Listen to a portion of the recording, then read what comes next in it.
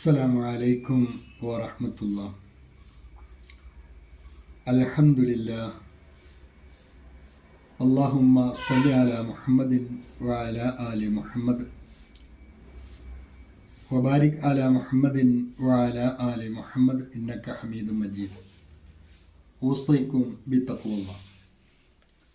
അഊദു ബില്ലാഹി മിനശ് ശൈത്വാനിർ റജീം. ബിസ്മില്ലാഹിർ റഹ്മാനിർ റഹീം.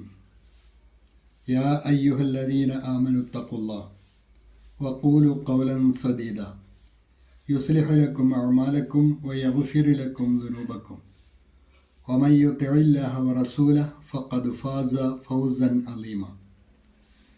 قال النبي صلى الله عليه وسلم الحياء من الإيمان. رواه مسلم.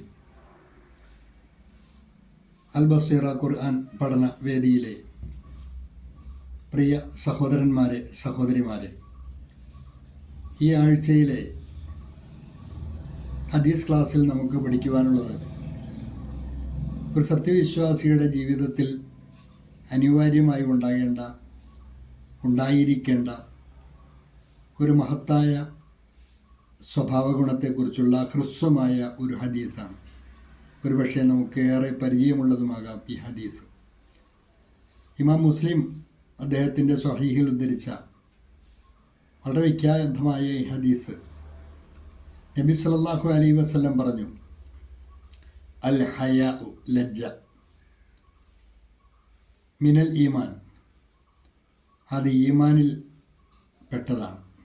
ഒരു മുഅ്മിനിൻ്റെ ശിആർ, അടയാളമായിരിക്കണം ലജ്ജയുണ്ടായിരിക്കുക എന്നുള്ളത്.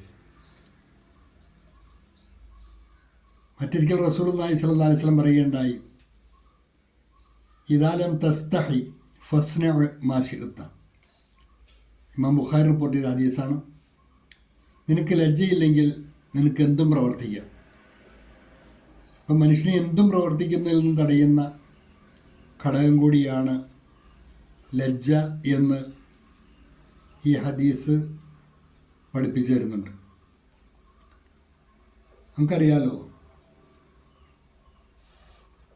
ഒരു മനുഷ്യൻ്റെ അഴക്, സീനത്തുൻ നഫ്സ്, അത് അവനിലുള്ള ലജ്ജാശീലമാണ്.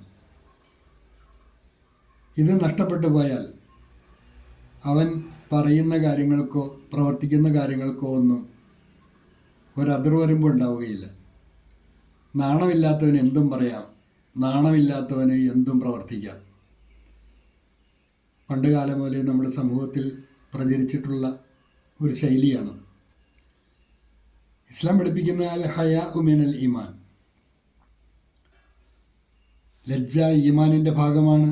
വൽ ഈമാനു ഫിൽ ജന്ന, ആ ഈമാൻ, അങ്ങനെയുള്ള ഈമാൻ അത് സ്വർഗത്തിലാണ് എന്നും റസൂലുള്ളാഹി സ്വല്ലല്ലാഹു അലൈഹി വസല്ലം മറ്റൊരു ഹദീസിൽ, ഇമാം അഹ്മദും തുർമുദിയും റിപ്പോർട്ട് ചെയ്ത ഹദീസിൽ പഠിപ്പിക്കുന്നുണ്ട്.